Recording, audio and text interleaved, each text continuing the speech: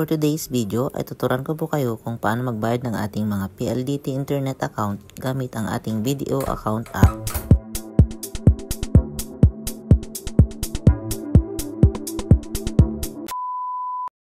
Buksan po natin ang ating mga video account at ilagin po ang ating mga account.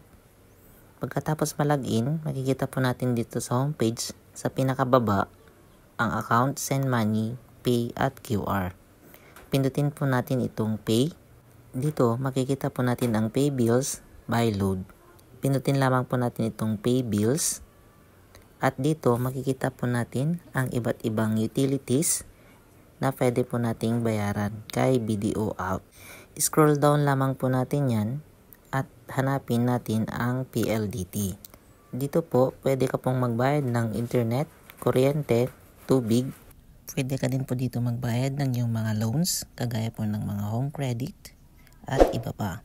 Napaka-convenient po nitong gamitin dahil hindi mo na kailangan gumamit pa ng third party app or kagaya ng GCash, Maya at iba pang app.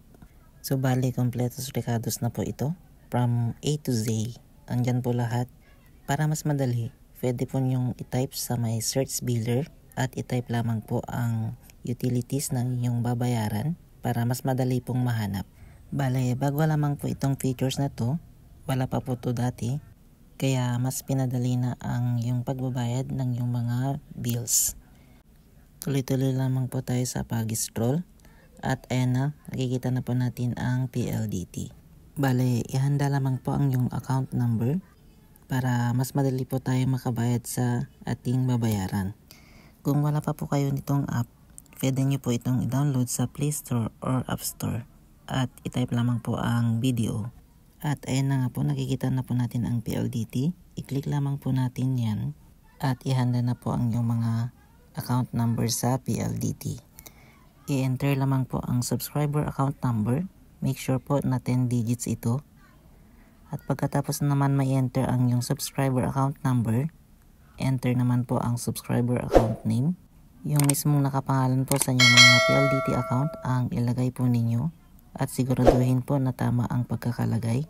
Mas maganda na i-double check po ang yung mga account number at subscriber account name para maiwasan po ang pagkakamali. Kasi sayang naman po ang ating pera pag wrong po ang nilagay natin.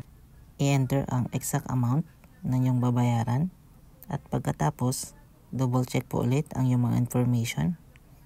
At pagkatapos ma-double check, pindutin lamang po dito sa baba ang confirm at enter lamang po ang PIN o kaya Face ID. Hintayin lamang po na ma-process at kapag successful po ang ating pagbabayad, makikita po natin dyan ang paid bill o yung resibo. So pwede po natin yung kunan ng screenshot para sa ating mga reference o kaya pwede rin natin save image. So ganyan lamang po kadali ang magbayad sa ating mga video app ng ating mga PLDT internet. So don't forget to click the subscribe button and bell or para lagi po kayong updated sa lahat ng ating mga videos.